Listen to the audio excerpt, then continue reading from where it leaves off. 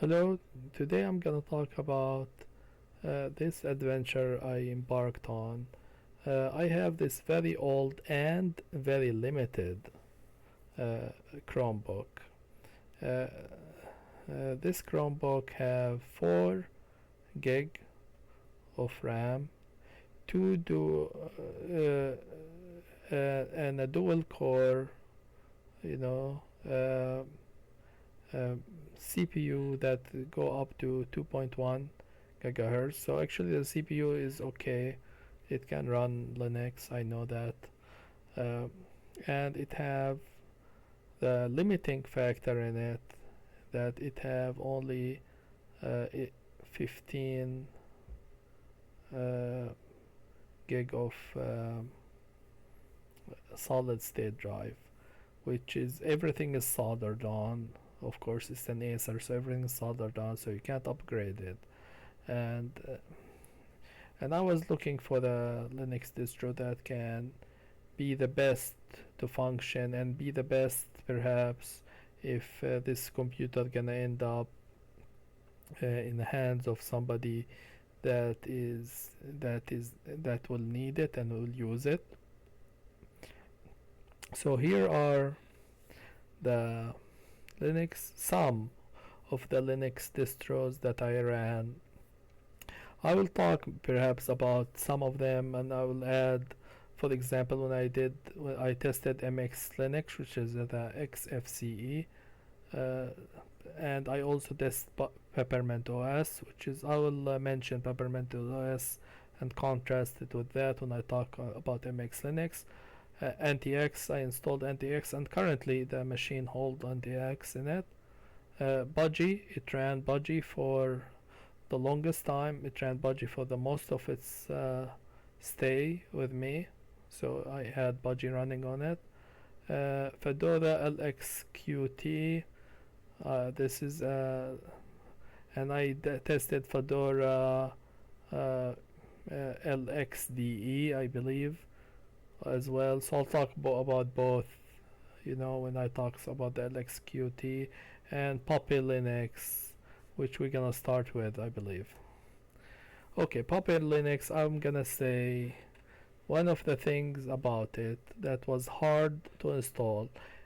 It's hard to install even for the Linux user. For example, you have to, in the bootloader, you have to find the drive, you have to format it, you have to partition it, and you have to install the boot separately, then you install the operating system separately. So it's a very good learning experience, especially for those who don't do the automatic installation. This is kind of a cool way to help you, not the to help you install things. I'm gonna talk about another things, which is the let's talk about root. You are root user and it's an auto login, which is not a very good thing. It's not a very safe thing. Of course, auto login, and I'm sure I could have fixed it if I looked into it and created a login. It is Linux after all. You can fix any Linux if you decide to, but that was the time. It was just for me to test uh, the system. Surprisingly, Papa Linux was stable. I think maybe it froze on me once or whatever, but it's stable. Everything worked, so it was fine. It's stable. It worked fine, and uh, it have all the apps I need. It didn't have, of course, LibreOffice Suite, but it had like a writer, like a lightweight Office writer. It have it have many, of course. It have many tools because Puppy Linux is often used to diagnose dead machines. For example, if you have a computer that died and you can't like revive it, you can put on Puppy Linux in the USB and use the tools in the Puppy Linux to like fix the bootloader or retrieve files and stuff like that. So they have a lot of tools. So it was amazing. So it kept all those tools when I installed it in. Uh, no voice or Bluetooth config or installation was needed. Everything worked out of the box. Of course, the buttons on my keyboard for the volume, they didn't work, but through the GUI, you can just click and whatever and change the volume, right click, and find the Bluetooth and all this. So it wasn't bad. It wasn't bad at all. And of course it left me with the most space. So it's installed, on after the bootloader I was left with 14.8 whatever uh, hard space, and after the Puppy Linux installation I was left with 9. So that is not a bad. So like if that was the only category I was looking for, Puppy Linux for sure pass. But it is not a very safe distro, especially you're logged in as root and you are auto login. That is the main thing. Oh, the other thing I want to mention is that the the font and the size of everything was standard and you can't change. So something have to give to create this lightweight distro. So if I was able to see stuff, but like if your eyes are not good, I mean, and my eyes are not good, but like you can't like make the font big or make the. At least I tried and I couldn't. Fedora Budgie. I thought Fedora Budgie was very good. It was easy to install, of course, just a simple installation with the. It was stable. I only had one issue with the long installation. I left it like sitting unopened. I left the machine I didn't run the machine for like 2 weeks or 3 weeks, maybe more. And when I wanted to do the update failed. It didn't connect to the repo, maybe. So like that was usually on Debian you can like do sudo app update / fix, and I found the command that equivalent in Fedora, because Fedora is different, doesn't use apt, use DNF I think or whatever. Yeah. And but it still didn't work. I had to reinstall it. So when I had Fedora, I reinstalled it twice. But anyway, so no voice or Bluetooth configuration was needed. It left me with plus or minus. It was about 4 gig. I did with the lid down. I deleted some of the LibreOffice, for example, things on it and all this, and didn't upload it. I would say it's rigid. To have a rigid setup, for example, you can't. It's harder for you to like save things in the dock or or what is it, but you can easily save things into the um, desktop, but which can actually be a good thing, especially if this machine can eventually go to someone older. Usually this how they end up, those my machines end up going. It's actually good thing to have a rigid system, because it's hard to break. Doesn't give you options, but it also make it hard for you to like right click and delete the panel or whatever. So doesn't allow you to do that. And even if it does, I mean, even if you do that, you can easily, with a little bit of help, you can fix it. Okay, Fedora LxQT and Fedora LxDE. I think the other one I tested. Both of them not stable. They froze. I tried to log off. The menu won't come. They were like, they gave me a hard time. So, and I am always not lucky with LxQT. So I don't know why. Easy to install, have the minimal apps. It have like instead of like a suite, it have a writer, text, and it have enough apps to run, so doesn't have a lot of stuff. uh, Bluetooth. Bluetooth is was not. I had to install it. I actually, which was odd because Fedora usually come with installed Blue Moon, you know, uh, Bluetooth, but I had to install it, so that was a thing. Originally, it came with 7 gig of space, but as I start to install things to make my life easier, that space shrunk. So I just want to say that the menu in LxQT is like a fixed menu, but it's really basically a fixed window manager menu, which is a good menu. So okay, MX Linux, and I also gonna talk about Peppermint OS. Both are easy to install. The same ISO, burn an ISO, you make a bootloader, and you boot into your system. Both were stable, no issues, no glitches, because both of them are Debian. So uh, have all the apps I need. Peppermint didn't have all the apps that I needed, but it did not come with Office. It does not come uh,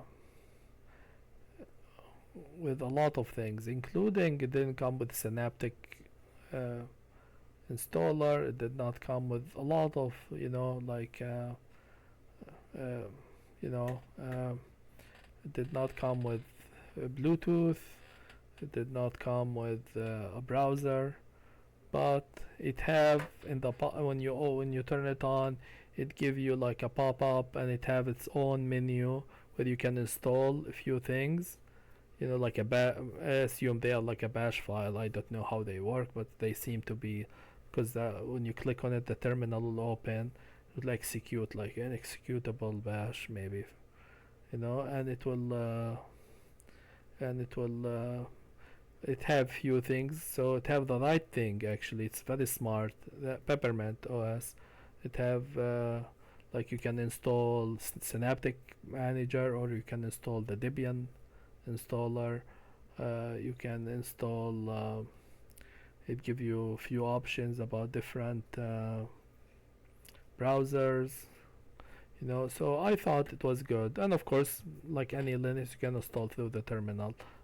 And also Peppermint did not come with a Bluetooth, no Bluetooth, so I had to install Blue Moon uh, Bluetooth on it. But of course, Peppermint came with 5 gig of RAM, I think, and it shrunk to, or yeah, something like that, and shrunk to like 4.9 or something, like 0.8, after I installed few things. MX Linux came with 2, and I uninstalled few things, like I uninstalled some of the LibreOffice, or maybe all the LibreOffice. I installed stuff. I installed I installed few things, and I whittled it down to 3 point some free space. So when you have such a limited space, you have to like nickel and dime your operating system, to create more space. So Peppermint had less, and it's still, because you are installing, it's more you know it still had less even after I installed. I installed the things I need. MX Linux had more, and I could have probably installed more. So this is maybe if I stick with something like this, I can either install the MX Linux and uninstall apps, or install Peppermint and install apps. Both of them work very good. MX Linux, in my opinion, have a little edge, have other things to configure and stuff, and of course have many tools, which is the MX tool, one of them, which make you like a power user, without knowing a lot of things. So it make you very good. So, but that's the experience with the XFCE, and and both of them, after the few, even Peppermint, after the few installation, I have a what I called complete system. So it was a full functioning system. It worked fine. The buttons all work fine. So the volume and all this work fine. Okay, Antix, easy to install, very stable, because it's similar to MX Linux. They have some kind of collaboration, the two distros. Have all what I need and more. Have all the tools to fix and configure your machine, because it is a Antix similar to Puppy Linux. It's used to diagnose and troubleshoot computers that are dead. So it have all these tools. No voice or so there was no issue. Sorry that I mistyped. No issue with voice and Bluetooth configuration. So I did not have any problem with that,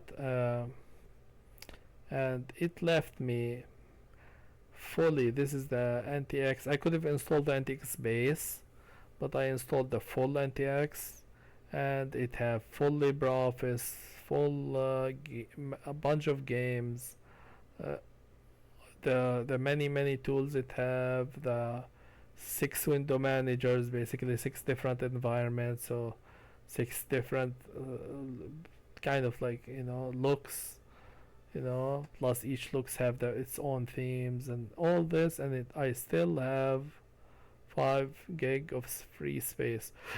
So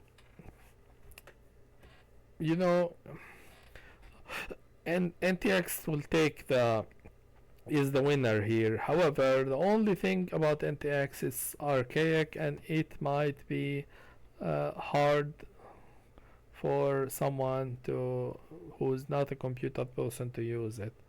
But it's actually really good, and if you ever had any window manager, whether style system, you'll understand. Yes, it will take a while, a little bit, for you to figure it out, where things are, and so on and so forth. After you get used to it, you love those systems, So, but anyway, NTX, that's the last thing I tested on, and actually the machine still have NTX. I still did not decide, what to keep on this machine. It's because I actually didn't decide what to do with this machine. Eventually, I know there is like a candidate that might need it. A person I know, and who talked to me about the computer. But we'll see what will happen. But this was my adventure, the summary of my Chromebook adventure. I hope you guys have a good day.